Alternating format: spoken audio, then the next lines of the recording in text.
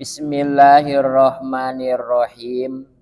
Amma ba'du, anapun sabadana kitu upami dina ilmu alat mah dimanaan amma ba'du anapun sabadana ngaos bismillah alhamdulillah sholawat ka Kangjeng Rasulullah.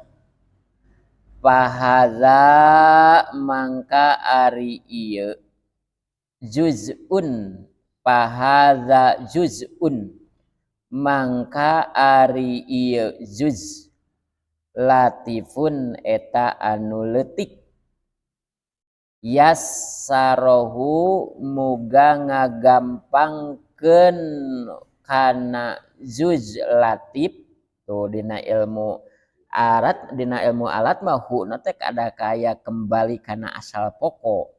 Upami di dieu mah yassarahu muga ngagampangkeun Allah Ta'ala upami nganggo ilmu alat mah yassarahu muga ngagampangkeun hu kana juz latif saha Allah Ta'ala Gusti Allah Ta'ala bima dina perkara yajibu anu wajib ta'allumuhu ngajina perkara wa ta'limuhu jeung mapatahkeunana perkara pamidina mah wa ta'limuhu jeung mapatahkeun perkara wala amalu jeung ngamalkeun bihi kana eta perkara lil khosi kajalma anu pinter wal ammi jeung kanu bodoh wal wajibu sareng ari ngaran wajib ma eta perkara wa ada anu geus ngajanjikeun saha Allahu Gusti Allah fa'ilahu kana migawena perkara bisawabi kalawan di ganjar kalawan di pasian ganjaran upami di dieu mah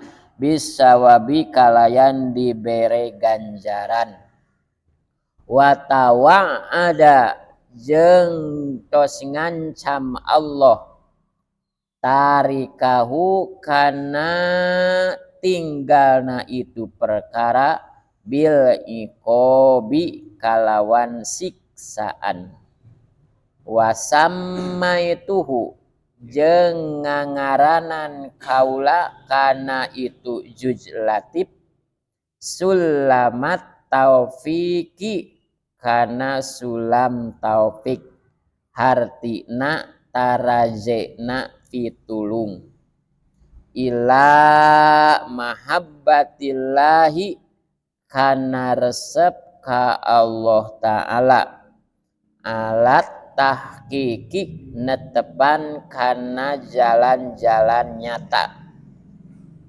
sakitulah alat tahqiqi. Bismillahirrahmanirrahim. Amma ba'du anapun dina sabada ngaoskeun bismillah alhamdulillah lajeng syahadat oge sholawat ka Kangjeng Nabi artosna amma ba'du teh jada ngeuihan kana anu atos bade ngawitan kana pokok itunya ngawitanan pokok kan kamari teh bismillah heula lajeng alhamdulillah dengan asyhadu alla ilaha illallah lajeng shollallah maca sholawat manawi dengan ari mubalig amma ba'du anapun saatosna ngaoskeun bismillah alhamdulillah sholawat kali salam ka Kangjeng Nabi itunya amma ba'du.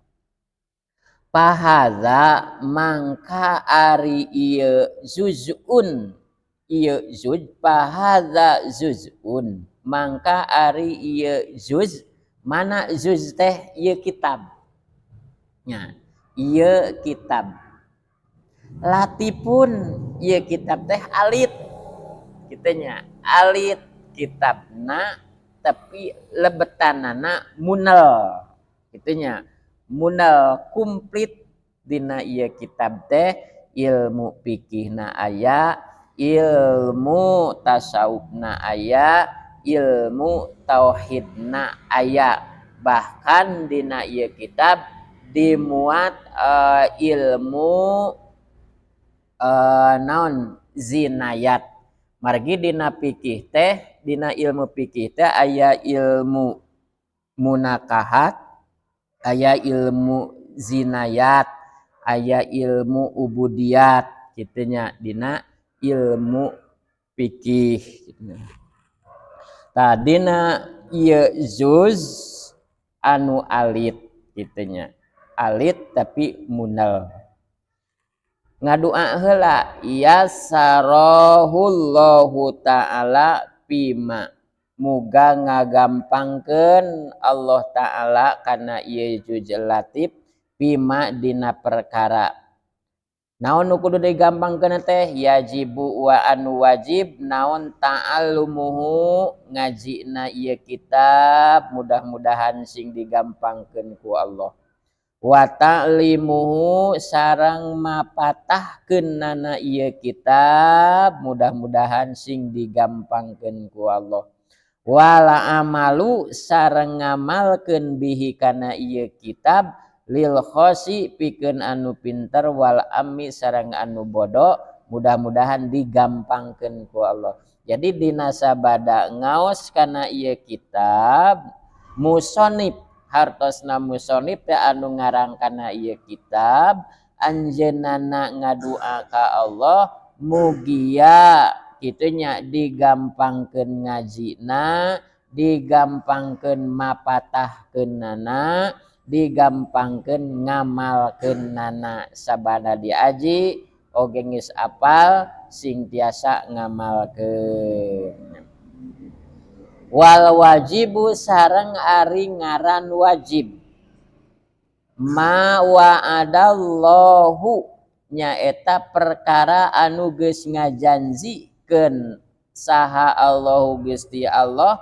fa'ilahu kana migawena perkara bisawabi kalayan wajib jadi ari nu dingaranan wajib teh perkara nu dijanjikeun ku Allah di mana-mana dipigawe diganjar watawa ada tarikahu bil iqob di mana-mana ditinggal disiksa itunya janten naon ari ngaran wajib teh di mana-mana dilakonan diganjar di mana-mana ditinggal disiksa aya di lalawanan wajib teh mana haram ari haram mah di mana-mana ditinggal diganjar gitunya ditinggal diganjar dilakonan disiksa sauwihna tina wajib contoh salat dilaksanakeun bakal kenging ganjaran ditinggal bakal kenging siksaan ayeuna maling ditinggalkeun menang ganjaran gitunya dan dipigawe menang siksaan gitu. Jadi urang teh kadah bisa naon ari ngaran takwa teh ngalaksanakeun parentah Allah buktosna wajib sareng pasunatan oge nebihan kana cegahanana atanapi laranganana buktosna haram sareng makruh da kun teu midamel kana anu haram teh insyaallah urang teh menang ganjaran teu malingna teh ngan urang kudu sareng kunaon maneh teu maling dicegah ku Allah ngan lamun kieu mah kunaon maneh teu maling mung sieun ditangkap ku polisi tah mah karena sieun teu malingna teh jadi urang karena Allah kitu nya karena Allah kitu nya jadi ku teu maling contohna zina kunaon maneh teu zina dicegah ku Allah jadi ku teu zinahna teh kitu nya meunang ganjaran laksanakeun zina maka meunang siksaan eta haram nomor katilu aya nu disebatkeun sunat Sunat mah di mana-mana dilakonan diganjar, teu dilakonan moal disiksa. Eta sunat. Sapertoskeun mana ayeuna urang sunat salat ba'da maghrib. Nah, urang tecong weh 2 rakaat, maka bakal menang pahala kalayan pahalana teh utama ente sakadar-kadar pahala. Hiji pahalana gede oge bisa nambalan karena perkara anu wajib di bisina urang kirang husu, bisi urang aya kelepatan saulat saalit tak bisa katamalan ku sunat. Lajeng di mana-mana henteu dilakonan salat sunat ba'da maghrib teh tah moal disiksa eta sunat ngaranna ngan rugi kitu jalma anu henteu salat ba'da itu nya eta sunat. Dan sunat mah dilakonan diganjar ditinggalkeun moal disiksa. Eta sunat. Kaopat aya nu disebat naon? Makruh. Nah, makruh mah ditinggalkeun diganjar dilakonan moal disiksa. Eta makruh. Ditinggalkeun diganjar dilakonan moal disiksa eta makruh gitu nya. Aya nu disebatkeun mubah, lembar kalimatna mubah alias sunang dilakonan moal diganjar teu dilakonan moal disiksa eta mah mubah namina wenang namina itu wenang. Sapertikeun mana anu wenang? Anu wenang teh upami urang non salira teh sehat henteu hoyong tuang ngan urang teh aya tuangeun gitu tah urang teh nuang tah nuang eta teh mubah kitu nya mubah kitu da disebutkeun pangna nuang eta da patuangan nuju wareg kitu nya mubah gitu. Ngan ari dina tuang teh kan aya anu wajib aya anu sunat aya anu mubah. Nu wajib di mana-mana urang aduh geus lapar katanya geus lapar. Nomor kadua aya anu sunat nalika urang tuang sarang-sarang tamu, urang kasumpingan tamu. Tah urang teh sok sanajan rada wareg ngiring dieu weh tuang eta teh ngahargaan tamu sunat eta teh.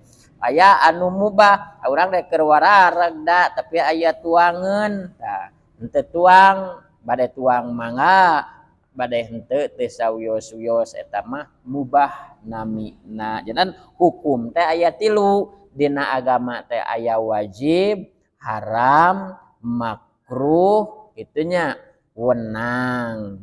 Oge sunat, kitunya sunat eta bukti. Tah wih deka dieu nu dinamian wajib mah di mana-mana dilakonan diganjar ditinggalkeun disiksa.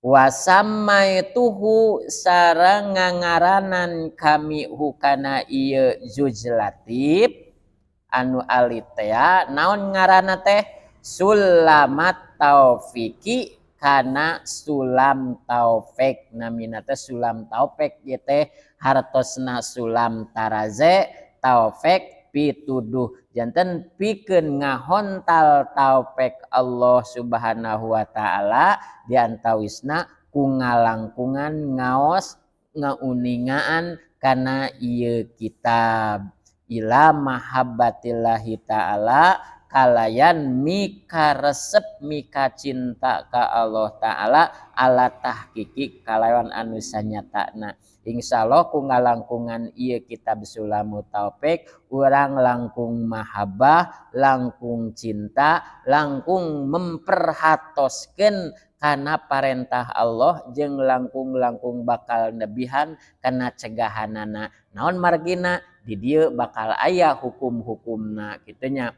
Hukumna ningali ka istri engke di dieu bakal aya kitu nya dina ilmu tasawuf kitu nya. Kumaha istri ka pamegat ilmu tasawuf di aya. Bahkan kumaha kana anu disebutkeun dosa soca bakal aya di dieu nu kumaha wae. Dosa cepil bakal dimuat di dieu. Dosa panangan bakal dimuat di disebatan di dieu mah. Dosa sampean dimuat di dieu. dosa patuangan aya di dieu ge bakal hasil sapasal dosa ka dosa parji aya engke di dieu dimuat dina kitab manawi saur ieu ge tadi oge hada juz'un latifun ieu teh juz anu leutik tapi sangat munel isina engke bakal kasorang dipayun naon wae ari dosa patuangan naon wae dosa lami aya gitunya di dieu bakal disebatan sulamut taufik anu ieu kitab sulamut taufik teh karanganana teh karangan Syekh Muhammad An-Nawawi Syekh Muhammad An-Nawawi pamit lepat mah urang Baghdad kalau sami urang Baghdad kene gudangna ilmu di Baghdad gitunya sakitu sadaqallahul adzim.